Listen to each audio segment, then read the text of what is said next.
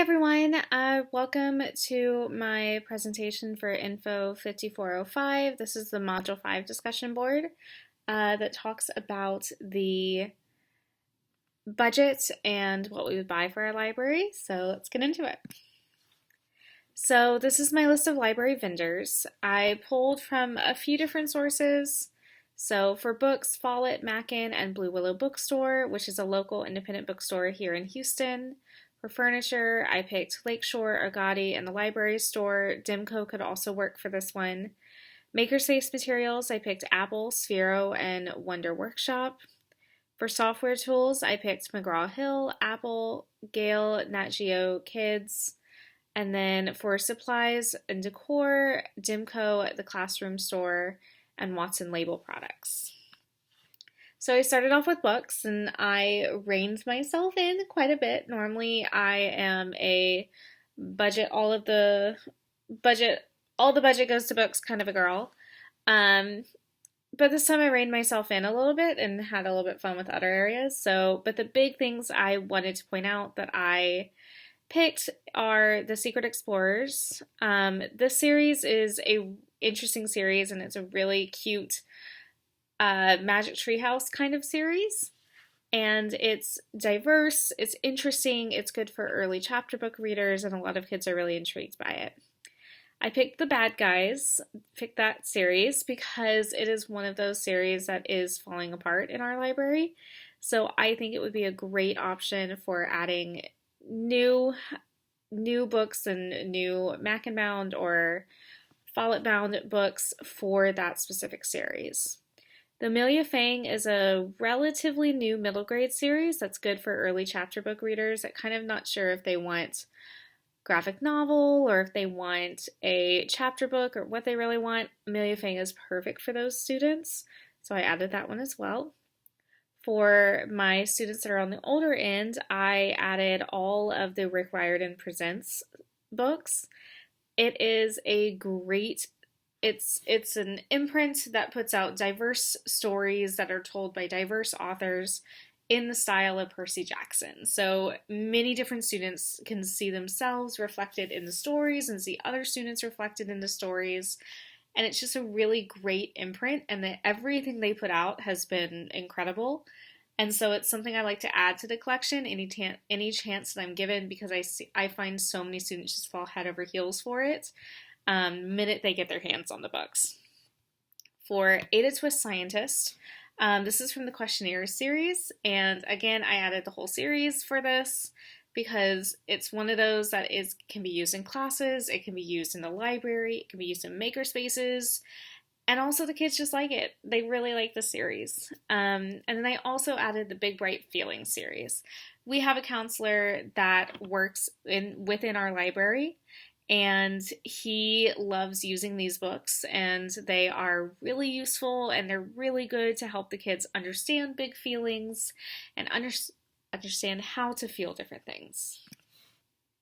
So I put a lot of the justifications that I just explained here again, but again, a lot of these promote diversity, it's new titles, and it's fresh stuff that isn't years and years and years old. And so I think some of what I try to infuse some of that newness and that diversity that we don't necessarily see in older series that we all knew and loved and grew up with. All right, on to furniture. So for furniture, adding a display shelf would be really great in my library because we don't really have a ton of display. And using something that can fully draw kids in, and we can do seasonal displays on, and we can do interesting classroom displays and all kinds of things would be really, really, really useful.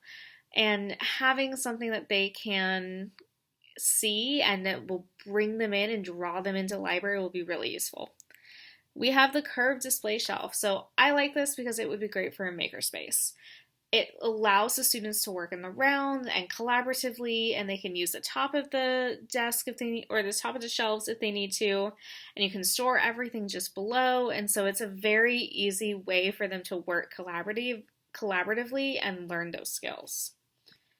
All right, for the makerspace, which is probably the top dollar items in all of our projects, we have the iPad Pro. So I added two of these because they are necessary for the Dash robot, and I'd like to have two Dash robots. So these iPads can also be multifunctional. So we can set up self-checkout stations, we can use them for makerspace, we can use them for education. They're something that is useful because they will use them for the rest of their lives in terms of like they need to learn how to use that technology because they're going to use them for the rest of their lives. And they'll probably have even fancier iPads by the time they get older, but they'll be comfortable with the technology that they're learning in school. And then we have the Sphero Indie class pack. My students love Sphero because it is interesting and exciting, and they get to learn how to use it, and they get to learn how to kind of make it work, and it lights up, and it's all kinds of fun. They like to race them. And this is another opportunity for students to learn how to do that. They get to practice their engineering and their skills firsthand, and it's just a really great opportunity for them. Dash also allows students to practice coding and technology using the iPads that I mentioned earlier. So again, it's another great opportunity for them, and I'm excited to see what they do with it. And then software tools. So I added Gale and Context. So Context, which is the Nat Geo database, that's like the Gale database. This is one of those things that I have used with my students in science and social studies and ELAR, and it's really good for elementary students, and it's really accessible and easy to understand and interesting, and they can explore all kinds of things, and a lot of it is National Geographic related, so it's topics or animals, and the colors are bright, and it's really interesting, and I find students have really loved this. And then last but not least, so I had a whole plan for this, and then that completely got upended when I remembered that the Cover One exists. So my students can be a little rough on books because they were elementary students when I was a librarian, and so having something like Cover One to go in and actually repair all of the books would be amazing. And it would be one of those things that would be an absolute money saver in the long run. So it's a high cost up front, but in the long run, it would be absolutely incredible. So this allows me to fix books that are currently falling apart and put them back together and have them stay in circulation as long as they possibly can. And you can fix them a couple times once you've done it. So it's pretty amazing how sturdy they are after you've fixed it. So this is the last thing I would add, and I just want to say thank you all for watching.